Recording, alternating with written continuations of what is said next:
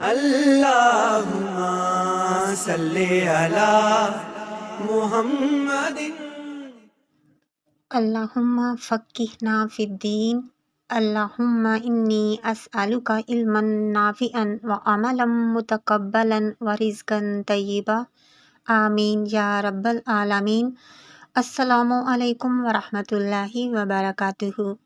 آج ہم انشاءاللہ تعالی حدیث نمبر 17 پڑھیں گے، اور ہماری آج کی حدیث کا ٹاپک ہے ریاکاری کیا ہے، ریاکاری کا انجام۔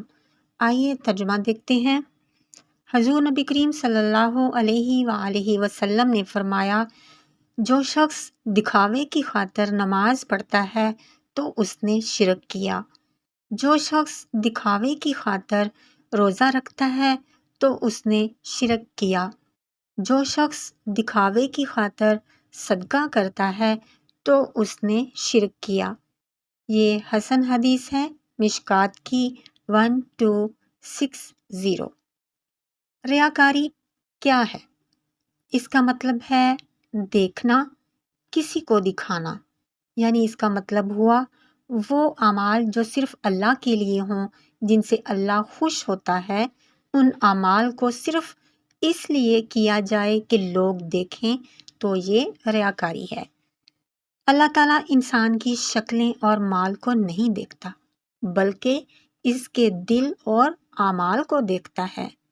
آپ کا کوئی عمل چاہے وہ کتنا بھی اچھا ہو، لوگوں کو متاثر کرنے والا ہو، لیکن اگر اس میں ذرا سا بھی دکھاوا ہے، مقصد صرف شہرت حاصل کرنا ہے، تو اس عمل کی اللہ کے نزدیک کوئی اہمیت نہیں، کیونکہ ریاکاری کو شرک کہا گیا ہے، اور اس سے سارے اعمال برباد ہو جاتے ہیں۔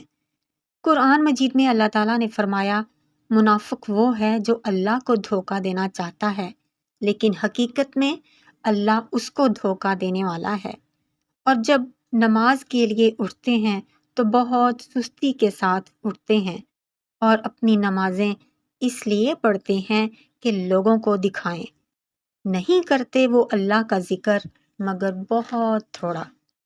مثال کے طور پر، ایک شخص جس نے نماز شروع کی، جب شروع کی تب صرف اللہ کے لیے شروع کی، لیکن پھر وہ محسوس کرتا ہے کہ میرے پاس بیٹھے لوگ مجھے دیکھ رہے ہیں، تو وہ شخص اپنی نماز کو لمبا کر دیتا ہے، رکوع لمبے لمبے کرتا ہے، سجدے لمبے کرتا ہے، صرف اس لیے کہ لوگ کہیں گے کہ واہ کیا کمال کے ساتھ نماز پڑھتا ہے۔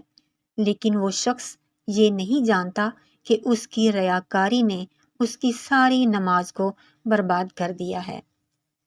ایک حدیث ہے، ابو ہریرہ رضی اللہ تعالی عنہ سے روایت ہے، جہنم کی شروعات 3 لوگوں سے ہوگی، یعنی کہ جہنم کی شروعات جو ہے وہ 3 لوگوں سے کی جائے گی، جہنم 3 لوگوں سے دہکائی جائے گی۔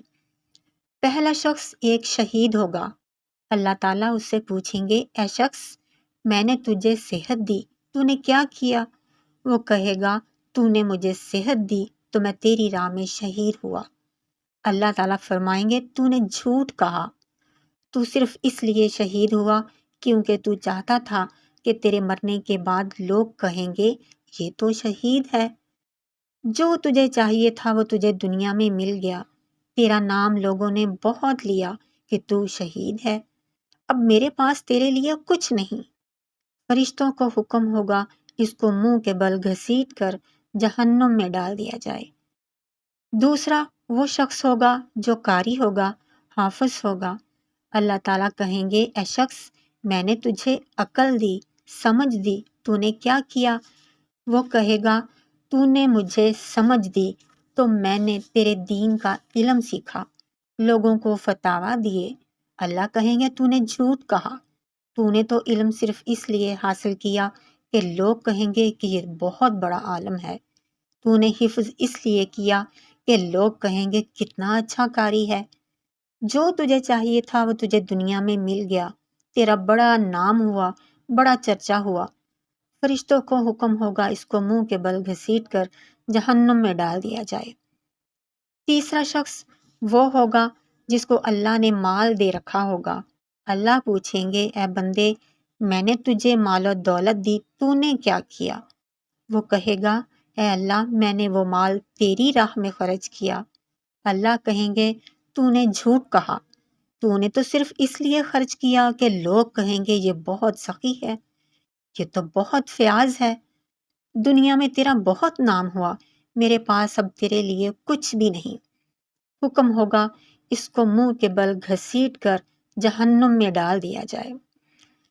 استغفر اللہ، اللہم اجرنا من النار، اللہم اجرنا من النار، اللہم اجرنا من النار۔ آپ نے دیکھا شہادت کا رتبہ کتنا بڑا رتبہ ہے، اور پھر عالم کی تو بات ہی کیا کہنی، اس کی کیا شان ہوتی ہے۔ اور مال و دولت یہ اللہ کی سب سے بڑی نعمت ہوتی ہے جس کو مل جائے۔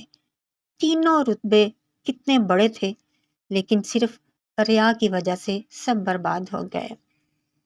اب ہم دیکھتے ہیں کہ ریاکاری کیوں پیدا ہوتی ہے، اس کی وجہ کیا ہے۔ اس کی سب سے بڑی وجہ جہالت ہے، ہماری دین سے دوری ہے۔ نمبر 2، انسان ہمیشہ سے خود پسندی کا شکار رہا ہے، اس کو اپنی تعریف کروانا بہت پسند ہے۔ وہ چاہتا ہے کہ وہ جو بھی کام کرے لوگ خوب تعریف کریں، خوب چرچا ہو۔ جب نیت میں دکھاوا ہوگا تو اس کا ثواب کیسے ملے گا؟ ایک حدیث ہے، حضور نبی کریم صلی اللہ علیہ وآلہ وسلم نے فرمایا اے صحابہ میں جس چیز کے بارے میں تم سے سب سے زیادہ ڈرتا ہوں وہ شرک اصغر ہے۔ یعنی اس حدیث میں حضور نبی کریم صلی اللہ علیہ وآلہ وسلم بتا رہے ہیں کہ شیطان تم لوگوں سے نا امید ہو چکا ہے کہ اب کبھی زمین پر شرک نہیں ہوگا، لیکن ایک چیز کا مجھے ابھی بھی خوف ہے، اور وہ یہ کہ تم شرک اصغر میں کہیں مبتلا نہ ہو جاؤ، اور ریاکاری شرک اصغر ہے۔ جس چیز سے نبی کریم صلی اللہ علیہ وآلہ وسلم ڈر رہے ہیں تو ہمیں تو پھر اور بھی زیادہ ڈرنے کی ضرورت ہے۔ شرک اکبر کیا ہے؟ شرک اکبر وہ شرک ہوتا ہے جس کو کرنے سے انسان اسلام سے ہی خارج ہو جاتا ہے۔ اللہ کے علاوہ کسی اور سے مانگنا، اللہ کے علاوہ کسی اور کے سامنے جھکنا، مصیبت میں اللہ کے سوا کسی کو پکارنا، یہ شرک اکبر ہے۔ اور شرک اصغر وہ ہے کہ وہ کام جو صرف اللہ کے لیے ہونا چاہیے اس کو آپ دوسروں کے لیے کریں، وہ شرک اصغر ہے۔ اور یہ شرک خفی ہے، یہ ہڈن ہوتا ہے، یہ ہمارے دل کے اندر چھپا ہوا ہوتا ہے جو کہ کسی کو بھی نظر نہیں آتا۔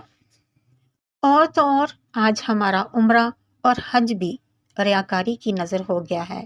مثلاً ایک آدمی حج کے لیے جا رہا ہے لیکن جانے سے پہلے خوب سٹیٹس لگا رہا ہے، اعلان کروا رہا ہے کہ میں حج پہ جا رہا ہوں، پھولوں کے ہار گلے میں ڈالے تصویریں بنا بنا کر لگا رہا ہے، صرف اس لیے کہ لوگ مجھے دعوت پر بلائیں، مجھے حاجی صاحب کہیں۔ اور حج کرنے صرف اس لیے جا رہا ہے کہ باقی خاندان کے لوگ ان سب کے ناموں کے ساتھ حاجی لگا ہوا ہے، لیکن میرے نام کے ساتھ ابھی تک حاجی نہیں لگا، تو مجھے تو سب میں اٹھتے بیٹھتے شرمندگی محسوس ہوتی ہے۔ اس لیے یہ اب ضروری ہے کہ میرے نام کے ساتھ بھی حاجی صاحب لگ جائے، تو اب حج کرنا ضروری ہے۔ اب آپ خود ہی سوچیں کہ یہ سب کیا ہے؟ یہ ریاکاری نہیں تو اور کیا ہے؟ افسوس آج ہم نے اپنی عبادتوں کو بھی دکھاوا بنا لیا ہے، اور دکھاوا کرنا جہنم جانے کا باعث ہے۔ دعا ہے اللہ تعالی ہمیں ریاکاری کی اس لعنت سے ہمیشہ کے لیے محفوظ کر دے۔ وما علینا الا البلاغ المبین۔ السلام علیکم ورحمۃ اللہ وبرکاتہ۔